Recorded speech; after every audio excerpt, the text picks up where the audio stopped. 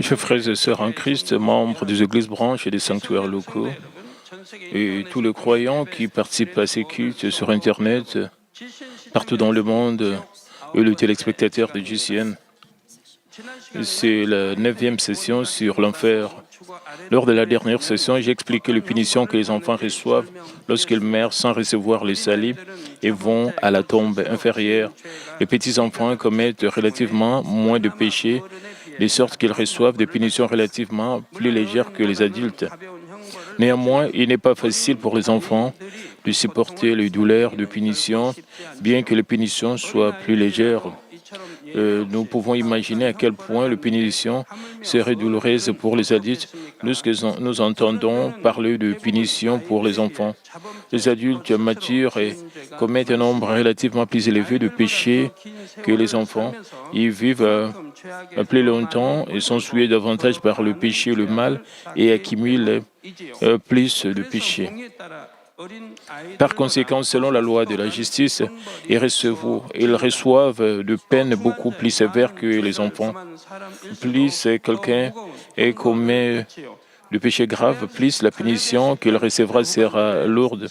C'est selon la loi spirituelle qui dit « Ne vous y trompez pas, on ne se moque pas de Dieu, ce qu'un homme aura sémé, il le moissonnera aussi. » Dans Galates 6 et 7, Jésus a dit dans Jean 5, 29, « Ceux qui auront fait le bien et ressusciteront pour la vie, mais ceux qui auront fait le mal ressusciteront pour le jugement. » Et comme il a dit, ceux qui auront fait le mal seront punis et iront en enfer quand leur vie sera terminée. De plus, Ésaïe 3, 11 dit « Malheur au méchant, il sera dans l'infortune, car il recueillera le produit de ses mains. »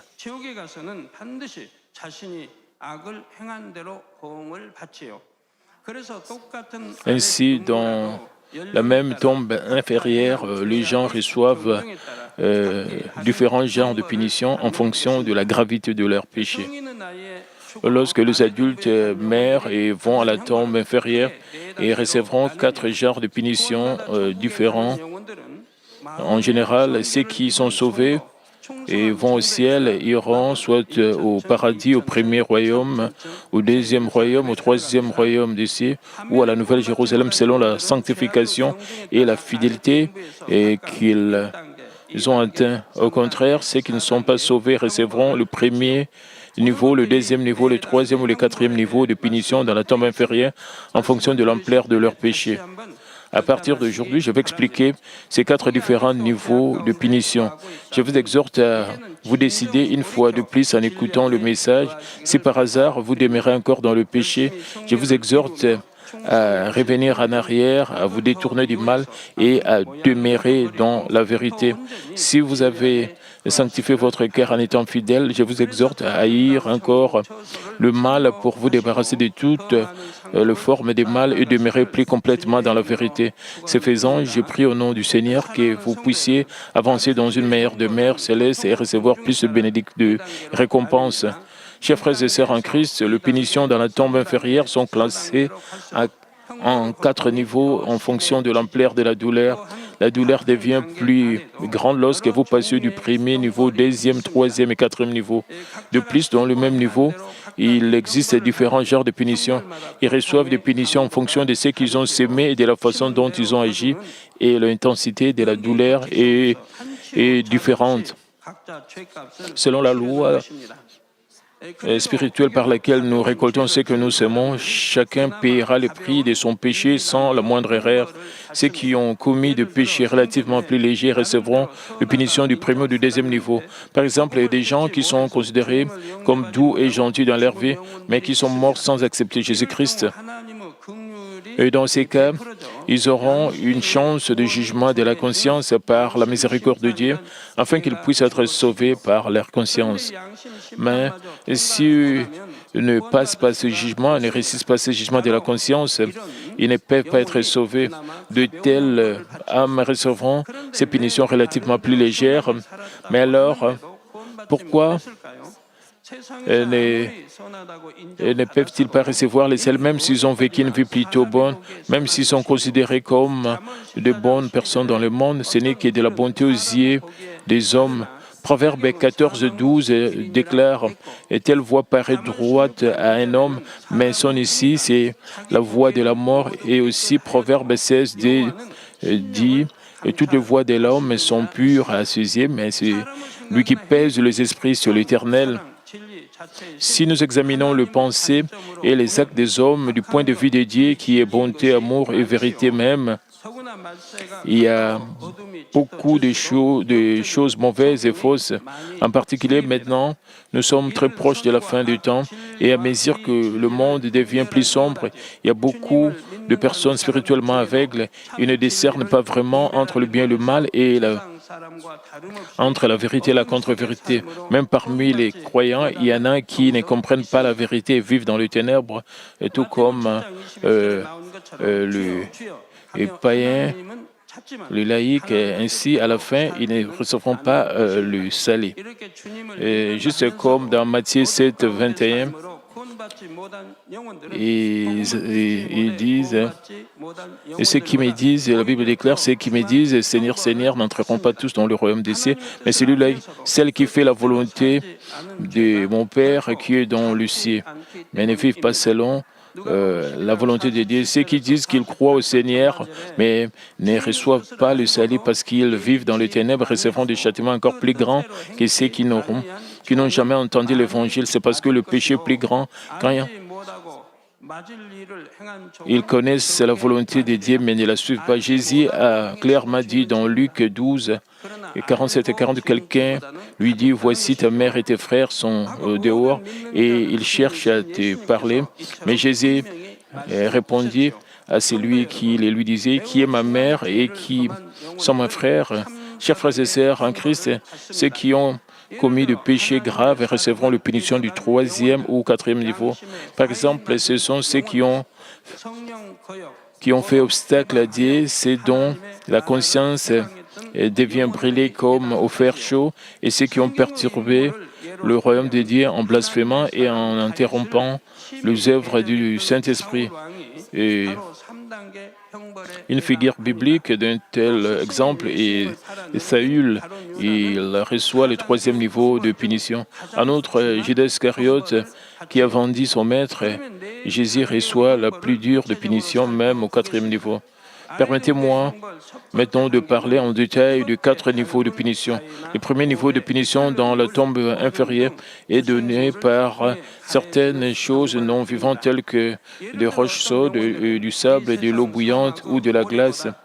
Par exemple, certaines âmes se tiennent dans le sable qui est 7 fois plus chaud que le sable du désert de cette terre.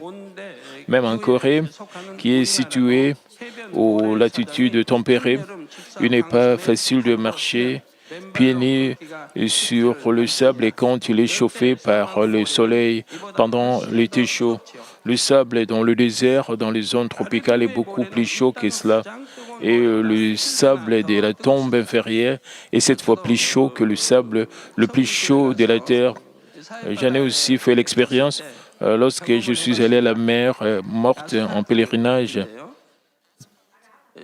Et j'ai couru sur une route goudronnée. Il faisait probablement environ 45 à 47 degrés Celsius. Au début, j'ai couru comme cela, mais après avoir couru des centaines de mètres, mes pieds étaient si chauds. Mais il n'y avait pas de solution. Même si je sortais à côté de la route, il y avait du gravier. Ainsi, il faisait plus chaud là-bas. Je suis donc revenu sur la route, mais il faisait si chaud. Mais quand je me suis retourné, c'était à peu près à mi-chemin.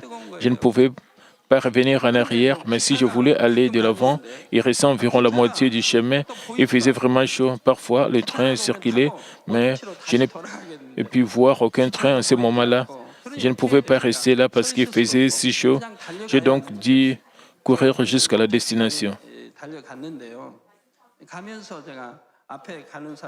Et sur le chemin, j'ai couru en priant pour ceux qui couraient devant, afin qu'ils ne se brûlent pas aux pieds. Et quand je suis arrivé, il y avait une piscine, et j'ai sauté dans la piscine, et heureusement, j'ai vu que personne n'était brûlé. Et j'ai donc pu et ressentir et expérimenter cette chaleur, mais combien cela serait-il douloureux d'être puni ainsi dans un endroit cette fois plus chaud. Ces âmes qui se tiennent sur ce sable sautent de haut en bas, mais il n'y a aucun moyen pour eux d'échapper à la chaleur plutôt, parce que le sable est infini, il n'y a pas d'échappatoire, la chaleur et la douleur provenant du pied font trembler tout le corps. Certaines âmes se reposaient sur des rochers plats qui ont été chauffés au point de devenir rouges. C'est similaire à la viande rôtie sur un grill. Et c'est pas tout. Et le rocher qui est chauffé va presser très fort tout le corps lorsque le rocher et ça baisse et entre en contact avec le corps. Le bruit du craquement des os peut être entendu. Et la cage thoracique se fissure et les organes internes éclatent, le crâne craque et les globes oculaires sortent. À la fin, ces âmes sont carbonisées comme un morceau de viande pressé entre des roches chaudes. Ils ne peuvent même pas s'évanouir et ils ressentent la douleur sur chaque centimètre du corps. À quel point la douleur serait-elle plus terrible s'ils devaient regarder la situation en pleine conscience alors que leur corps est soumis à une telle condition. De plus, leur corps se rétabliront comme ils étaient initialement, et la même punition se répéterait encore et encore. Ils penseront aussi comment puis-je éviter ces douleurs, mais ils ne trouvent aucun moyen. Ce serait bien si la punition ne se répétait pas ou s'ils pouvaient mourir, mais ils ne meurent pas pour toujours. Après avoir été punis, leur corps se rétabliront et la punition recommencera. Si vous regardez quelque chose comme un lézard, il se régénère à nouveau même si vous coupez la queue. Et je sais qu'il y a quelques autres animaux comme celui-ci. Vous pouvez voir de telles choses dans un film. Un extraterrestre vient attaquer la Terre et ils se font couper par un couteau. La blessure guérit rapidement ou les gens lui tirent dessus et son corps est transféré. Mais il se régénère rapidement. Certains d'entre vous l'ont probablement vu dans un film. Ils penseront aussi comment puis-je éviter ces douleurs. Puis ils ne trouvent aucun moyen. En dehors de cela, il y a des bruits et des soupirs sans fin des hommes qui sont dans l'eau bouillante ou qui sont allongés sur de la glace froide. Ce sont les punitions du premier niveau qui sont relativement légères. Les punitions du deuxième niveau dans la tombe inférieure sont infligées par des êtres vivants tels que des insectes, des oiseaux ou des animaux. Ils sont mordus par des insectes où leur sang est aspiré et ils sont mordus, déchirés ou picorés par les choses qui ont des formes d'animaux ou d'oiseaux. Le pharaon qui a fait obstacle à Moïse, l'homme de Dieu, reçoit une punition à ce niveau. Les punitions qu'il reçoit sont relativement sévères au deuxième niveau. C'est proche de la douleur de la punition au troisième niveau. Dans le livre d'Exode et dans l'Ancien Testament, nous trouvons que Moïse a reçu le commandement de Dieu de guider le peuple d'Israël vers le pays des Canaan. Moïse alla voir le pharaon, roi d'Égypte, et lui demanda de laisser partir les fils d'Israël, mais le pharaon ne le permet pas. C'est parce que ce serait une grande perte pour eux de laisser partir leurs esclaves, les fils d'Israël. Ils ont construit d'énormes villes en utilisant des esclaves. Sans les esclaves, ce serait impossible. Puisque Pharaon n'a pas accepté la volonté de Dieu, les 10 plaies sont venues sur l'Égypte. Le Nil s'est transformé en sang. Il y avait des fléaux, des grenouilles, des moucherons, des mouches. Il y avait aussi la peste et le furoncle. Les fléaux sont venaient sur la terre, y compris le fléau de la grêle et des sauterelles. Chaque fois, le Pharaon a promis qu'il laisserait partir les Israélites juste pour éviter la peste momentanément, mais il a brisé sa promesse à chaque fois. Il a persécuté le peuple d'Israël encore plus. Il a vu les œuvres de Dieu, il a vu les duplés, il a vu le signe, le prodige et la puissance de Dieu, mais il a fait obstacle à Dieu. Il est naturel qu'il tombe en enfer.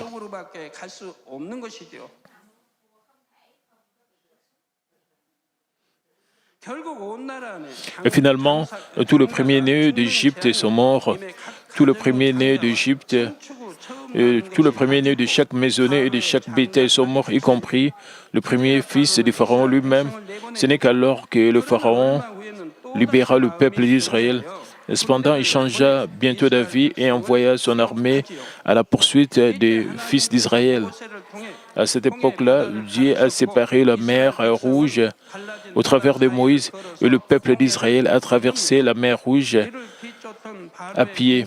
L'armée du Pharaon et qui les suivait a été enterrée dans la mer Rouge alors que l'eau de mer s'est renfermée. Dans la Bible, nous pouvons voir de nombreux rois païens qui ont reconnu le fait que le Dieu d'Israël est le seul vrai Dieu et l'ont adoré et se sont humiliés devant lui. Mais Pharaon, le roi d'Égypte, jusqu'à la fin n'a pas changé son cœur endurci, même après avoir expérimenté plus de 10 fois la grande puissance de Dieu. Dieu fait-il aller les gens en enfer? Non. Ils connaissaient Dieu, mais ils sont têtus pour se dresser contre Dieu et faire le mal. L'année où j'ai ouvert l'église, Dieu m'a montré l'enfer, pas la tombe inférieure, mais l'enfer. Lorsque vous allez au Japon, vous pouvez voir la lave bouillir. Cependant, dans un tel endroit, les cous et les poitrines des gens dépassent et souffrent là-bas. Et j'ai dit qu'il ressemblait à des gens qui dansaient dans des boîtes de nuit à cette époque-là, puisqu'il fait une chaleur insupportable, ils tordent leur corps. Dieu a montré ce qui arrivera à ceux qui iraient en enfer après le jugement dernier. Et ce qu'il m'a montré alors est toujours gravé dans mon esprit. Ainsi, quoi que je fais au début de cette église, j'ai toujours pensé à Dieu en premier. Et je vérifie si je vais à l'encontre de la volonté de Dieu et si c'est la volonté de Dieu ou non. Je ne peux jamais penser à désobéir à la volonté de Dieu. Cela a été la même chose il y a 20 ans, il y a 10 ans et même maintenant. Peu importe à quel point c'est difficile, une fois que Dieu ordonne, je ne peux jamais penser à lui désobéir. Vous le ferez si vous croyez vraiment en Dieu. De plus, parce que le péché et le mal prévalent, le péché et le mal prédominent à la fin du temps et que même les croyants commettent le péché et vont en enfer. Dieu agit pour que je puisse publier le livre L'Enfer. Si vous commettez un péché, même après avoir lu le livre Enfer, vous devez vous demander si vous aimez Dieu ou si vous croyez en Dieu. Vous devriez examiner cela. S'ils aiment vraiment Dieu, ils obéissent à Dieu, peu importe ce que Dieu dit. Si vous croyez vraiment en Dieu et si vous croyez qu'il y a l'enfer, vous ne ferez jamais des choses qui vous font aller en enfer. Vous ne commettrez jamais les actes de la chair, les œuvres de la chair qui vous mèneront à la mort. Si vous connaissez la beauté du ciel, vous vous parerez comme une épouse pour aller dans un meilleur endroit au ciel. À cause de lui, tout l'Égypte est devenu désolé et il a lui-même perdu son premier fils. Son armée a également été totalement détruite. Aujourd'hui aussi, beaucoup de gens endurcissent leur cœur et n'acceptent pas le Seigneur quand ils entendent parler de la puissance de Dieu.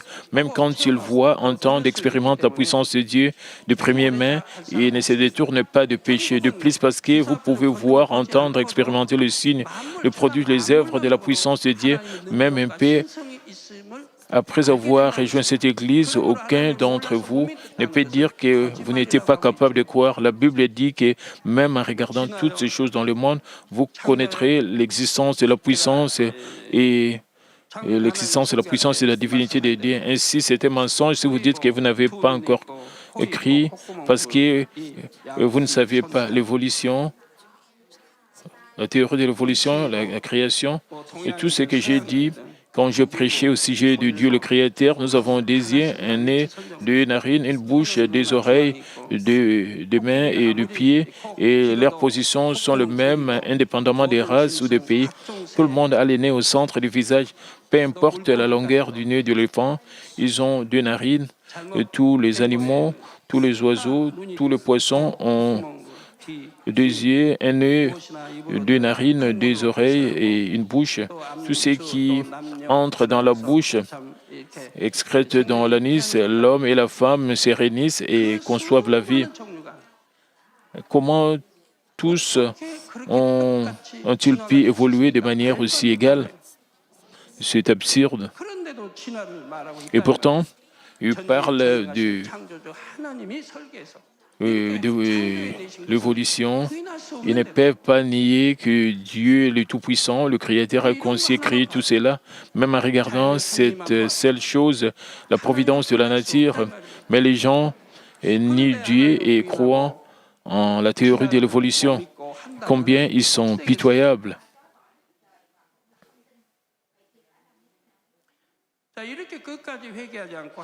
S'ils ne se répandent pas, mais jusqu'à la fin font obstacle à Dieu, ils ne peuvent pas éviter diverses sortes de fléaux qui s'abattent sur leur famille, leur lieu de travail, etc. Dites-vous, Pharaon a vu les œuvres de Dieu, comment pouvait-il lui faire un tel mal? Maintenant, regardez-vous. Vous avez entendu la parole de Dieu dans cette église et vous avez été témoin du signe, de prodiges et de la puissance de Dieu. Mais comment pouvez-vous vivre contre la volonté de Dieu et commettre le péché? Même le péché qui vous mènera à la mort. Et quelle est la différence entre vous et le roi Saül? Finalement, ils iront dans la tombe inférieure, tout comme le Pharaon, et recevront d'horribles punitions. Je regrette d'avoir délivré ces sermons sur l'enfer. J'ai commencé cela sous l'inspiration, mais c'est si difficile de prêcher sur l'enfer. Je ne vais pas prêcher sur l'enfer parce que certains d'entre vous peuvent souffrir, mais il n'y a aucune raison pour vous de souffrir si vous croyez en l'amour de Dieu et croyez au ciel. Vous devrez être heureux avec ce sermon sur l'enfer pour nous aider à ne pas pécher et à ne pas aller en enfer. Dieu a permis de le prêcher et l'a mentionné et a mentionné cela dans la Bible. L'enfer est l'endroit où les asticots ne brûlent jamais jusqu'à mourir. Notre Seigneur a dit, c'est un endroit où les âmes ne meurent pas, mais souffrent pour toujours. Combien vous devriez être reconnaissant parce que je prêche sur l'enfer pour que vous n'alliez pas en enfer? Et combien vous êtes reconnaissant à Dieu d'apprendre et de ne pas aller en enfer plutôt que d'aller en enfer sans le savoir? Dieu nous aime et nous explique au sujet de l'enfer. Il explique au sujet du ciel, afin que nous puissions aller au ciel de Dieu. Finalement, ils iront dans la tombe inférieure, tout comme le Pharaon, et recevront d'horribles punitions. Maintenant, quel genre spécifique de punitions Pharaon reçoit-il dans la tombe inférieure? Il est confiné dans une mare d'eau très sale et très nauséabonde. Aujourd'hui, nous avons des très graves problèmes de pollution de l'eau. Certaines sources d'eau sont si sales que l'irritation de la peau et les maladies résultent simplement du fait de mettre nos mains dedans. Et le Pharaon est confiné dans une source d'eau qui est encore plus sale que cette eau. De plus, son corps est si étroitement lié qu'il ne peut même pas regarder autour de lui. Dans cette mare d'eau, il y a beaucoup d'autres âmes dont le péché sont similaires. Ceux qui étaient rois dans ce monde Ils ne seront pas servis en enfer. On se moquera d'eux encore plus parce qu'ils avaient l'honneur sur cette terre, mais maintenant ils sont dans ce terrible enfer. Et ce serait beaucoup mieux pour eux si l'eau est juste sale, mais il y a des choses qui rampent dans l'eau. Elles ressemblent à des asticots et elles sont beaucoup plus grosses que les asticots ordinaires. Ces choses ressemblant à des insectes collent aux âmes dans la mare et commencent à manger le tissu mou du corps comme les yeux. Après avoir mangé les yeux, elles vont dans le cerveau et mangeront le cerveau aussi. Bientôt, elles commencent à manger petit à petit du haut de la tête au bout des orteils. Elles entrent à l'intérieur de la peau pour manger les nerfs. Elles vont dans les intestins pour manger toutes les entrailles et elles ont des dents pointues. Elles peuvent même manger les os et elles sucent même la moelle. Elles grignotent tout le corps comme si elles avaient si faim. Et comme elles commencent à grignoter la peau et entrent à l'intérieur du corps pour manger les parties sensibles, la douleur est tout simplement insupportable. Je pense que vous pouvez comprendre un peu ce genre de douleur si vous avez reçu un traitement dentaire en creusant le nerf dans la dent carriée. De nos jours, le dentiste anesthésie le nerf d'une dent et ainsi, vous ne ressentez pas beaucoup de douleur. Les nerfs périphériques ils sont si sensibles que vous ressentez une grande douleur juste pour une pression minimale serrée. Combien ce serait douloureux si des insectes aux dents pointues rongeaient les nerfs sur tous les corps? Vous vous sentirez tellement horrifié rien qu'en voyant ces insectes ramper et se déplacer dans votre corps. Lorsque les personnes ou les animaux ont de graves problèmes de peau, ils peuvent avoir des écoulements et du sang coule sur le plaie et des asticots vivent sur le plaie. Certaines dames en particulier seront tellement horrifiées juste en voyant un groupe d'asticots se tortiller. Vous détestez vraiment le voir sans parler de le toucher. Et y compris Pharaon, ceux qui sont confinés dans cette mare ne peuvent même pas bouger, même lorsque ces insectes grignotent tout leur corps. Les corps de ces âmes sont mangés par les insectes de sorte qu'ils n'auront même pas le forme. Mais est-ce la fin de la douleur? Bien sûr que non. Il ne pouvait que souhaiter cela. Comme tous les corps est mangé et qu'ils pensent que c'est la fin, les parties qui sont mangées seront récupérées. Ensuite, les insectes recommenceront à manger des parties molles, les yeux et dans le centre du corps pour manger à nouveau le nerf et tous les corps.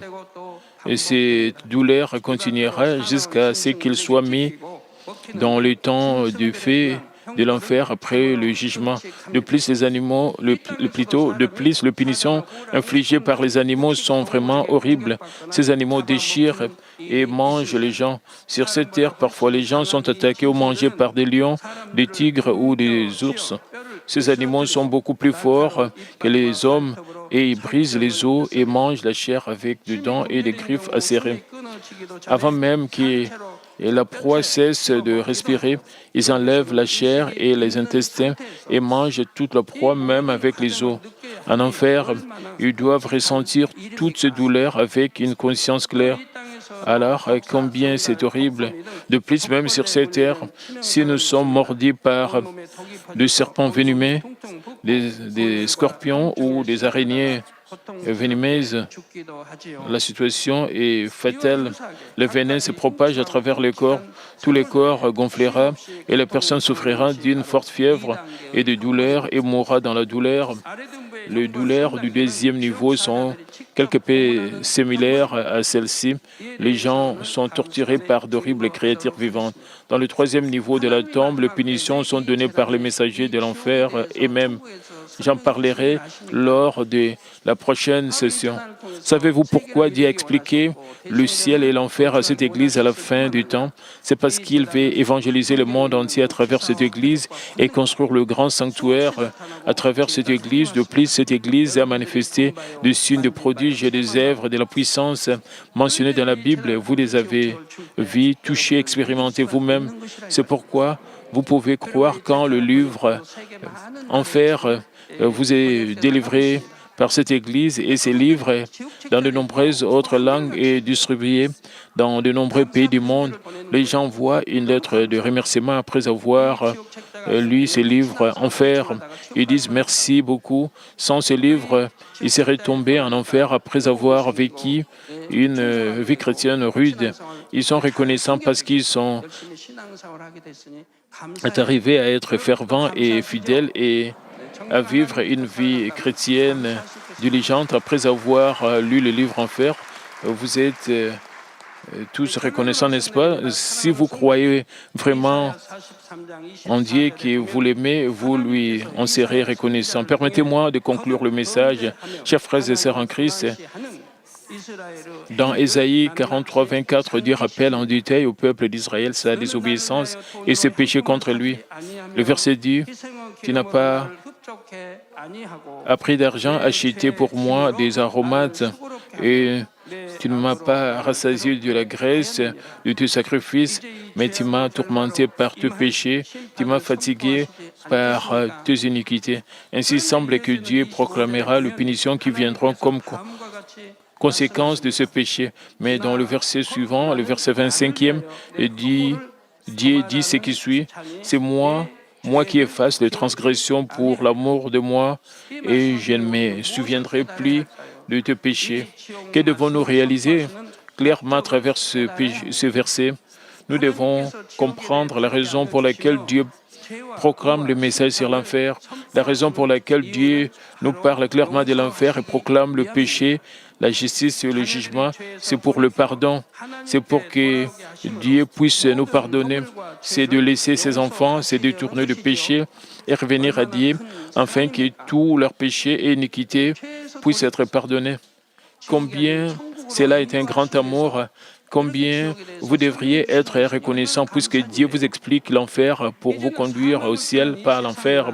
Maintenant, n'aimez pas le monde, les choses du monde ou les choses du péché et des ténèbres, mais aimez ce Dieu seul. Et je vous exhorte à vénérer Dieu. Je prie au nom du Seigneur que vous puissiez sortir et comme de vrais enfants de Dieu dans la Nouvelle Jérusalem, capables de réconforter le cœur de Dieu, le Père, qui agit pour nous au-delà de toute mesure avec le fardeau de nos péchés. Prions tous concernant ce message. Père éternel, merci encore pour ce message combien important concernant l'enfer, la punition. Père, permet que nous ne puissions pas vivre dans le péché, dans le mal. Permet que nous puissions vraiment nous repentir, nous débarrasser de tout ce qui est péché, mal, de toute forme de mal. Que nous puissions rechercher la sanctification, que nous puissions marcher dans la lumière, dans la vérité, que nous puissions vivre selon ta parole, que nous puissions suivre les désirs du Saint-Esprit.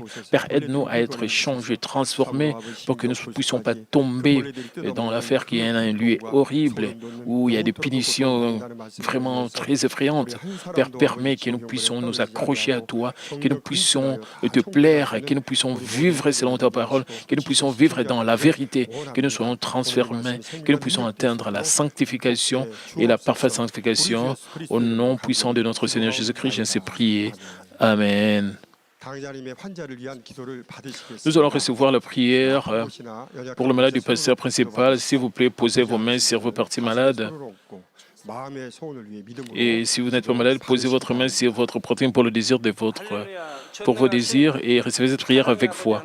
Alléluia, Dieu Tout-Puissant, Dieu d'amour, s'il te plaît, pose ta main sur tous les croyants qui reçoivent cette prière maintenant. Montre tes œuvres transcendant le temps et l'espace sur tous ceux qui reçoivent cette prière, sur GCN Internet, via satellite, dans les églises branches, les sanctuaires locaux et sur tous les enfants de Dieu partout à travers le monde. Donne-leur la foi de croire, chasse tout ce qui est pensée négative et doute, chasse tout ce qui est test et épreuve. Du pied jusqu'à la tête, aux parties internes, les jointures, le tissu, les cellules, toutes les parties malades, consume-les avec le feu du Saint-Esprit et avec la lumière originelle. Au nom de Jésus-Christ, j'ordonne à l'ennemi diable et Satan toutes sortes de maladies, germes, virus, infirmités. Quittez-les, que la lumière brille. S'il te plaît, consume toutes leurs maladies en phase terminale et maladies incurables avec le feu du Saint-Esprit. chasse tout ce qui est maladie endémique, y compris la malaria. Toutes les maladies contagieuses telles que le rhume, la grippe et la fièvre, quittez-les. Protège-les de toutes sortes de germes et de virus. Guéris-les de tout ce qui est cancer d'estomac, du poumon, des seins, d'intestin, SIDA, leucémie, apoplexie cérébrale, hypertension, hypotension, diabète, problèmes de thyroïde, de cœur, problèmes de poumons, maladies des femmes et toutes sortes d'inflammations, quittez-les. Guéris-les de tout ce qui est polio, AVC, arthrite, hernie discale, douleurs dorsales, maux de tête, névralgie et toutes sortes de douleurs puissent disparaître. Épilepsie, autisme, dépression, névrose, autres maladies mentales, quittez-les.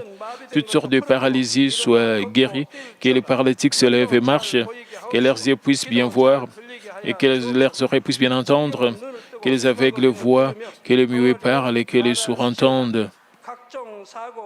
Et guéris-les de tout ce qui est fait secondaire, de toutes sortes d'accidents, et guéris leurs os fracturés. Restaure tout ce qui est brûlure, et permet que la sensation des chaleurs puisse disparaître, Père. Permet qu'il n'y ait pas de cicatrices qui restent. Soyez purifiés de toute dépendance à la drogue, à l'empoisonnement et aux mauvaises substances. Que les tissus morts, les cellules mortes soient régénérées et ramènent de mort à la vie. Donne à tes enfants la bénédiction de la conception. Et recevez la bénédiction de la conception.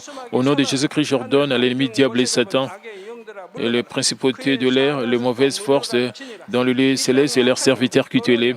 Quittez-les, esprit impur, esprit trompeur, esprit de séparation et toute force des ténèbres. Et tout ce qui est chaîne de message soit brisé.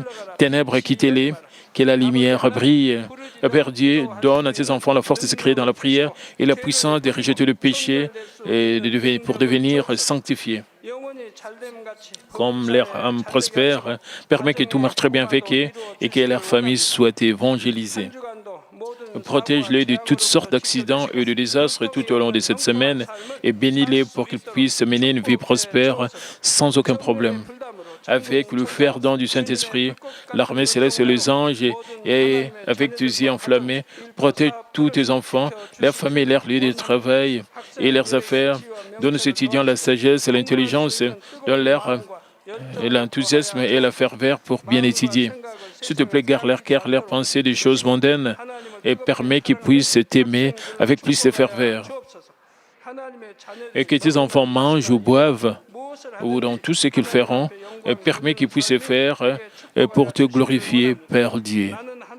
Qu'ils soient capables de témoigner au sujet du Dieu vivant en disant « J'ai rencontré, expérimenté Dieu, j'ai reçu ses réponses et ses bénédictions. » Père Dieu, merci, et sois glorifié toi seul. Au nom de notre Seigneur Jésus-Christ, j'ai ainsi prié. Amen.